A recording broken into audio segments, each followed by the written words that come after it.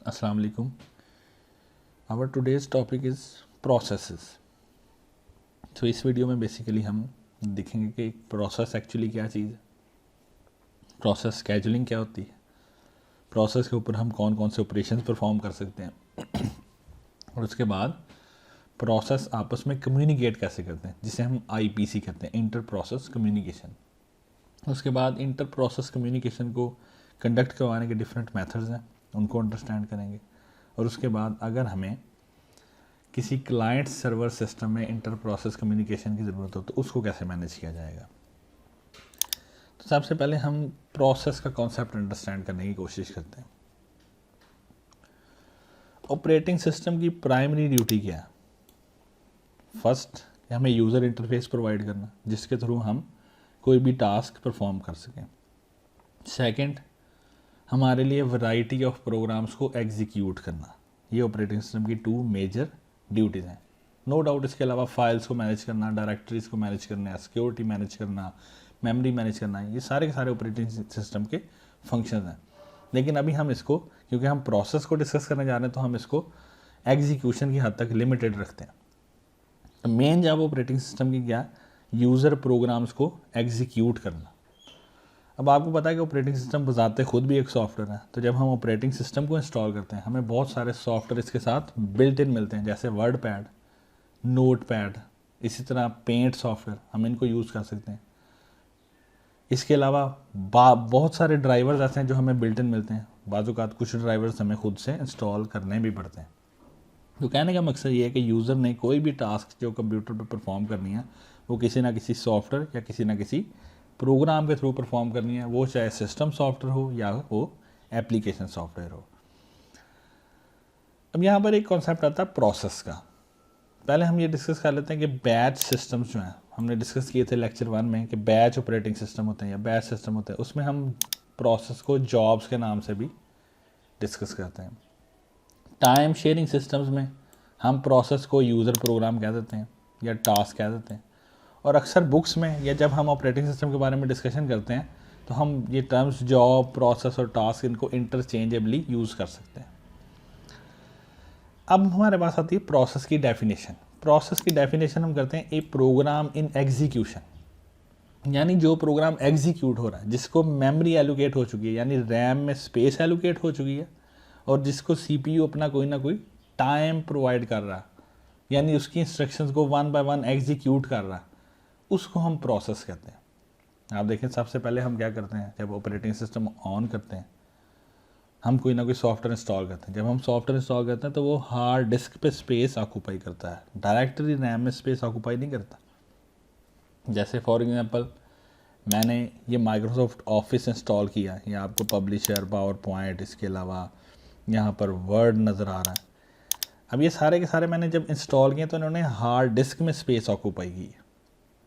लेकिन जब मैं किसी को डबल क्लिक करता हूँ, मेरे सामने स्क्रीन पर अपीयर हो जाता है। इसका मतलब जैसे ही मैंने किसी सॉफ्टवेयर को डबल क्लिक किया, उसको रैम में स्पेस मिली, उसको सीपीयू ने अपना कुछ ना कुछ टाइम प्रोवाइड किया और उसकी इंस्ट्रक्शंस को एग्जीक्यूट करना शुरू कर दिया। तो अब वो क्या बन गया?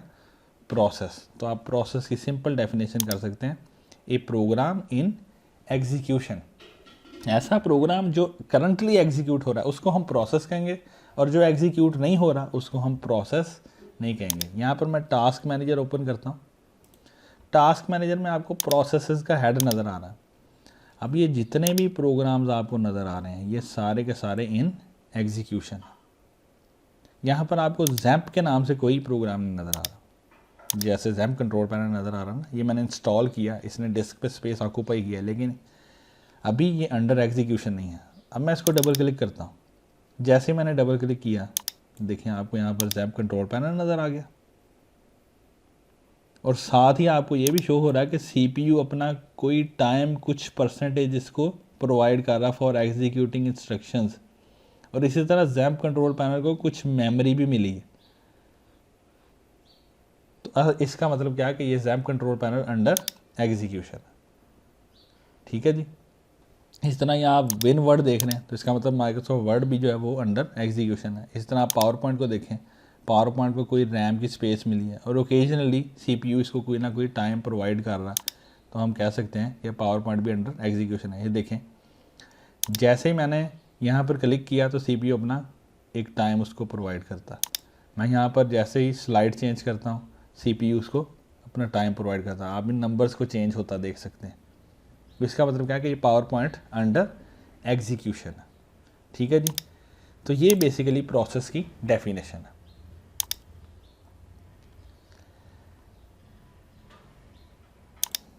नेक्स्ट इसको हम मज़ीद देखते हैं। Program is a passive entity. Passive entity का मतलब क्या है कि अब नो डाउट प्रोग्राम सॉफ्टवेयर है, सॉफ्टवेयर में इंस्ट्रक्शंस हैं, लेकिन पैसिव एंटिटी का मतलब क्या है कि वो इंस्ट्रक्शंस हमारे पास हार्ड डिस्क पर स्टोर तो हैं, लेकिन एक्चुअली उन इंस्ट्रक्शंस पे कोई ना कोई वर्किंग नहीं हो रही। वो इंस्ट्रक्शंस बिल्कुल हाल्टेड स्टेट में, यानी उनकी कोई इंस्ट्रक्शन भी एग्जीक्यूट नहीं हो रही। तो इसलिए हम प्रोग्राम को क्या कह देते हैं कि ये पैसिव एंटिटी है जो कि हार्ड डिस्क ड्राइव पर स्टोर्ड है। और ये हमारे पास विंडोज़ में एग्जीक्यूटेबल फाइल की फॉर्म में होता है, यानी एक्जी फाइल।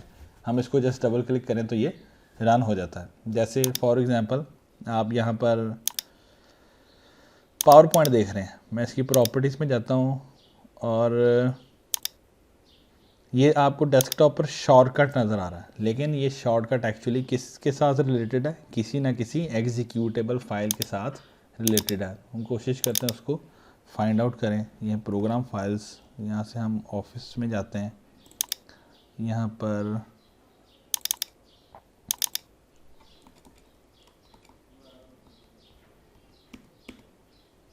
ये फाइल, ये देखें ये एप्लीकेशन फाइल है ना। अगर आप इसकी प्रॉपर्टीज चेक करें तो यहाँ पर लिखा हुआ है .exe, तो ये एक्चुअली एक एग्जीक्यूटेबल फाइल है। तो हर सॉफ्टवेयर जो हम इंस्टॉल करते हैं उसके साथ एग्जीक्यूटेबल फाइल होती है, लेकिन जब तक हम उसको रन नहीं करते, उसमें कोई भी एक्टिविटी परफॉर्म नहीं होती, उसको हम प्रोग्राम कहेंगे। और प्रोग्राम एक्चुअली क्या है? Passive entity. लेकिन जब हम किसी एग्जीक्यूटेबल फाइल पर डबल क्लिक कर देते हैं तो क्या होता है? वो प्रोग्राम डिस्क से रैम में लोड हो जाता है, रैम की स्पेस उसको एलोकेट हो जाती है, और CPU अपनी एलोकेशन में से कुछ ना कुछ टाइम या कुछ ना कुछ पोर्शन उसे प्रोवाइड करना शुरू कर देता है। तो वो एक्चुअली एक्टिव हो जाता है, यानी उसकी इंस्ट्रक्शंस पे कोई ना कोई वर्किंग स्टार्ट हो जाती है। तो प्रोसेस एक्टिव एंटिटी है, प्रोग्राम पैसिव एंटिटी है। तो प्रोग्राम प्रोसेस बनता कब है? जब हम एग्जीक्यूटेबल फाइल को मेमोरी में लोड करते हैं। और एग्जीक्यूटेबल फाइल को हम मेमोरी में लोड कैसे करते हैं? या तो हम माउस के क्लिक से करते हैं, या अगर हम कोई कमांड लाइन यूज़ कर रहे हैं, जैसे कि डॉस यूज़ कर रहे हैं, तो फिर हम उसका नाम लिख के उसको, या उसकी कमांड लिख के उसको एग्जीक्यूट करते हैं। जैसे ये देखें, मैंने पहले भी आपको बताया कि लेट्स सपोज ये मेरे पास पाइथन है, मैं इसको डबल क्लिक करता हूँ तो ये प्रोसेस बन जाता है। मैं इसको एग्जिट कर देता हूँ तो ये दोबारा प्रोग्राम बन जाता है। तो हर प्रोसेस एक प्रोग्राम है, लेकिन हर प्रोग्राम प्रोसेस नहीं है। जब तक कोई प्रोग्राम एग्जीक्यूशन में नहीं जाएगा वो प्रोसेस नहीं बनेगा। अब एक प्रोग्राम के सेवरल प्रोसेसेस हो सकते हैं। ये बेसिकली कंसेप्ट है थ्रेड्स का, यानी एक प्रोग्राम के विद इन डिफरेंट सब प्रोग्राम्स हो सकते हैं।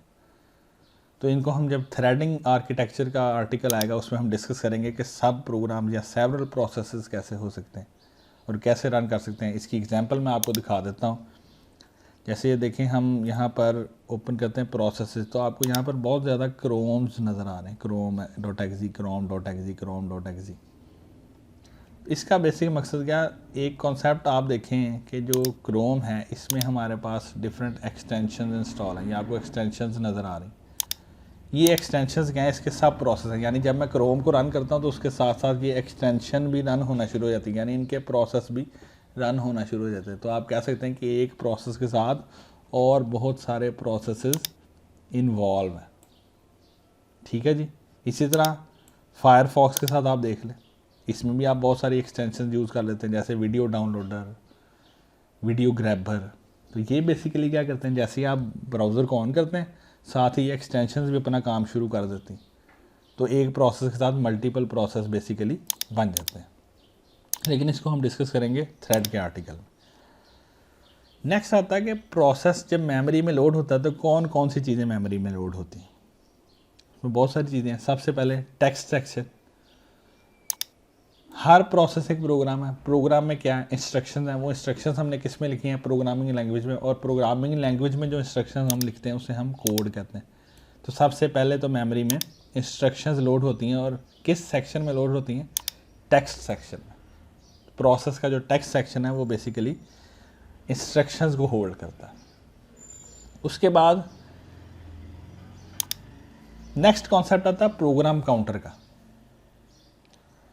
हमारे पास जो प्रोसेसर है सीपीयू, उसमें भी बहुत सारी फास्ट पेस्ड मेमोरी है जिसे हम रजिस्टर कहते हैं। तो प्रोग्राम काउंटर उन्हीं में से एक रजिस्टर।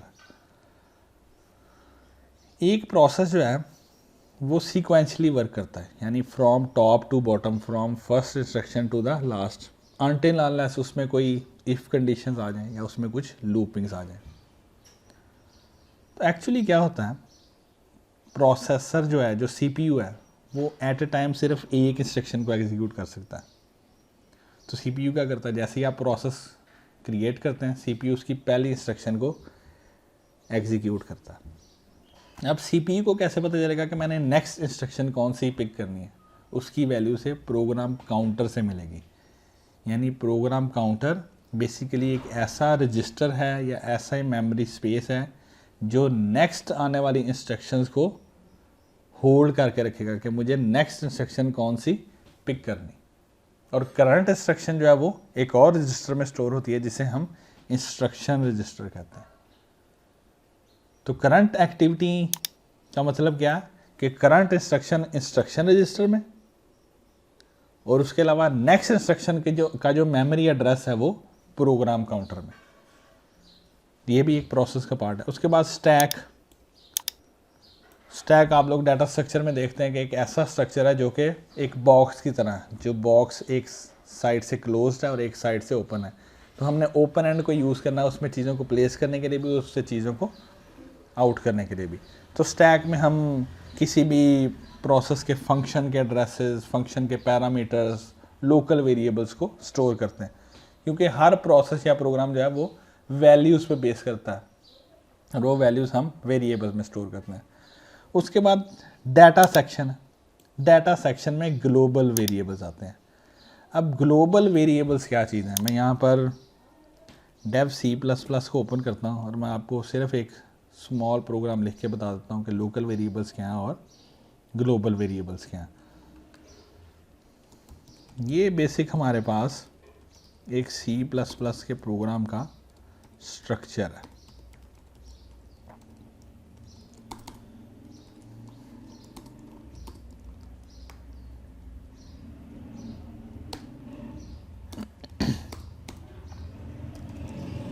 ये मैंने एक फंक्शन क्रिएट किया ABC के नाम से।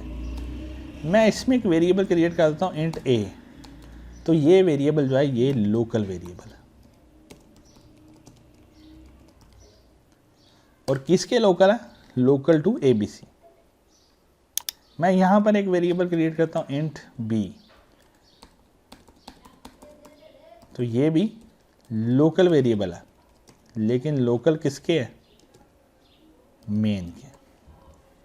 लेकिन अगर मैं यहाँ पर वेरिएबल डिक्लेयर करूँ तो ये वेरिएबल क्या है, ग्लोबल है।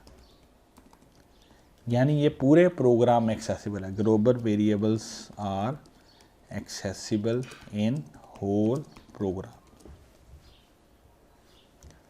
और लोकल वेरिएबल जो है वो inside a specific function accessible है। यानी ये जो इंट B है ना, इसका स्कोप सिर्फ इन ब्रैकेट्स में ही है, इसके बाहर नहीं है। इसी तरह जो इंट A है उसका स्कोप सिर्फ इन ब्रैकेट्स में, इसके बाहर नहीं है। लेकिन जो G वेरिएबल है वो यहाँ पर भी विजिबल है, वो यहाँ पर भी विजिबल है। तो ये ग्लोबल एंड लोकल वेरिएबल का कॉन्सेप्ट है। तो डाटा सेक्शन में हमारे पास ग्लोबल वेरिएबल्स होते हैं। इस तरह हीप है, हीप भी एक डाटा स्ट्रक्चर है। तो जब हम ऑब्जेक्ट्स क्रिएट करते हैं या ऑब्जेक्ट ओरिएंटेड प्रोग्रामिंग की तरफ जाते हैं, उसमें हमारा मेन फोकस यही होता है कि हम डायनेमिकली मेमोरी को एलोकेट करें। जैसे जावा में हम ऑब्जेक्ट क्रिएट करते हैं तो उसके लिए न्यू का कीवर्ड यूज़ करते हैं। तो न्यू का कीवर्ड क्या करता है, डायनेमिकली मेमोरी को एलोकेट करता है। तो ऑब्जेक्ट्स के लिए हम हीप डाटा स्ट्रक्चर को यूज़ करते हैं। तो जब एक प्रोसेस मेमोरी में लोड होता है, उस प्रोसेस का कोड, उसके लोकल वेरिएबल्स, उसके ग्लोबल वेरिएबल्स, उसके ऑब्जेक्ट्स और स्टैक, ये सारी की सारी चीज़ें मेमोरी में लोड हो जाती हैं। नेक्स्ट कॉन्सेप्ट आता है प्रोसेस स्टेट मॉडल्स। पहले हम डिस्कस करते हैं प्रोसेस स्टेट क्या चीज़ है। हर प्रोसेस में कोई ना कोई एक्टिविटी परफॉर्म होती है और जो करंट एक्टिविटी है उसको हम प्रोसेस स्टेट कहते हैं।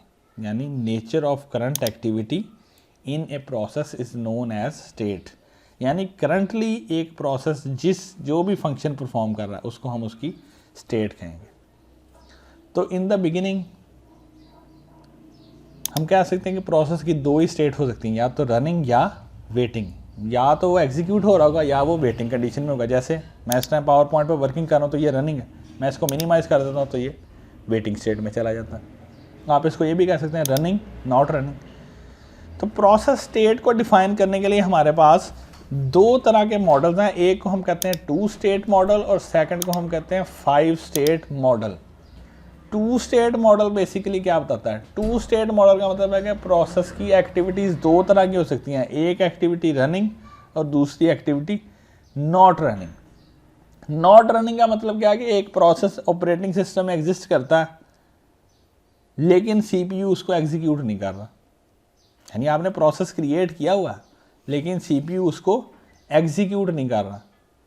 मैं यहाँ से फिर टास्क मैनेजर ओपन करता हूँ।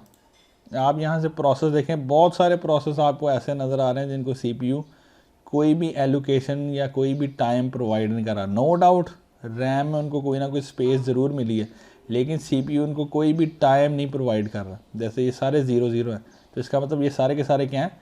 वेटिंग स्टेट में। लेकिन अगर आप कैम कॉर्डर पे जाएं तो यहाँ पर आपको constantly changing age in time नज़र आ रहा है कि सीपीयू कुछ ना कुछ परसेंटेज अपनी उसको प्रोवाइड कर रहा है, तो ये अंडर एग्जीक्यूशन है। इसी तरह ये सारे आपको नज़र आ रहे हैं, इनको सीपीयू अपना टाइम प्रोवाइड नहीं कर रहा, इसका मतलब ये अंडर एग्जीक्यूशन नहीं है, ये वेटिंग स्टेट में। लेकिन अगर आप ये DWM को देखें, डेस्कटॉप विंडोज़ मैनेजर को, तो इसको सीपीयू अपना साथ साथ टाइम प्रोवाइड करता जा रहा, तो इसका मतलब ये अंडर एग्जीक्यूशन है। तो ये ही बिल्कुल कंसेप्ट है जिसको आप अंडरस्टैंड करेंगे। एक प्रोसेस ऑपरेटिंग सिस्टम में एग्जिस्ट कर रहा है, उसको रैम में स्पेस मिली है लेकिन उसको सीपीयू टाइम प्रोवाइड नहीं कर रहा, तो वो नॉट रनिंग है, वो वेटिंग स्टेट में। लेकिन अगर एक प्रोसेस है जिसको सीपीयू अपना टाइम प्रोवाइड कर रहा है तो वो किस स्टेट में? रनिंग स्टेट में। ये मैंने आपको एग्जांपल से दिखा भी दी। तो 2 स्टेट मॉडल की स्टेट डायग्राम इस तरह से है कि जब आप नया कोई प्रोसेस क्रिएट करते हैं वो सबसे पहले नॉट रनिंग स्टेट में जाता है। फिर जब आप उसमें एक्टिविटी शुरू करते हैं तो ऑपरेटिंग सिस्टम उसको डिस्पैच कर देता है सीपीयू को, सीपीयू उसको अपना टाइम प्रोवाइड करता है और वो रनिंग कंडीशन में चला जाता है। अगर आपने अपनी वर्किंग कर ली, आप उसको क्लोज़ कर दें तो एग्ज़िट हो जाता है, और अगर आप उसको मिनिमाइज़ कर दें तो वो फिर वेटिंग स्टेट में चला जाता है। इस तरह आप क्यू डायग्राम देख लें कि जो भी प्रोसेस आप क्रिएट करते हैं वो एक क्यू में ऐड होता है। जैसे ये टास्क मैनेजर है ना, ये बेसिकली एक क्यू ही है, इसमें आपको बहुत सारे प्रोसेस नज़र आ रहे हैं, ये क्यू ही है। तो सीपीयू क्या करता है? बारी बारी इन प्रोसेस को पिक करता रहता है, इनको एग्जीक्यूट करता रहता है। बाज़ प्रोसेस अपना वर्किंग करके ख़त्म हो जाते हैं, वो एग्ज़िट की तरफ चले जाते हैं, लेकिन बाज़ प्रोसेस जो हैं वो आप पॉज स्टेट में ले जाते हैं। और पॉज स्टेट का मतलब क्या है कि वो दोबारा से क्यू में ऐड हो जाते हैं, वेट कर रहे होते हैं कि कब उनको प्रोसेसर का टाइम मिले एग्जीक्यूशन के लिए। नेक्स्ट हमारे पास आता है 5 state model. 5 state model detailed model है। जैसे हमने पहले डिस्कस किया ना कि 2 स्टेट हैं, या रनिंग या नॉट रनिंग, तो 5 state model not running state को एलैबोरेट करता है। यानी नॉट रनिंग, अगर एक प्रोसेस रन नहीं कर रहा तो उसकी वजह क्या क्या, आपने नया प्रोसेस, अब ये स्टेट बेसिकली कौन सी है इसमें? न्यू स्टेट है, रनिंग स्टेट है, वेटिंग स्टेट है, रेडी स्टेट है, टर्मिनेटेड स्टेट है। अब अगर आप देखें तो रनिंग स्टेट के अलावा जितनी भी स्टेट्स हैं वो सारी की सारी नॉट रनिंग है।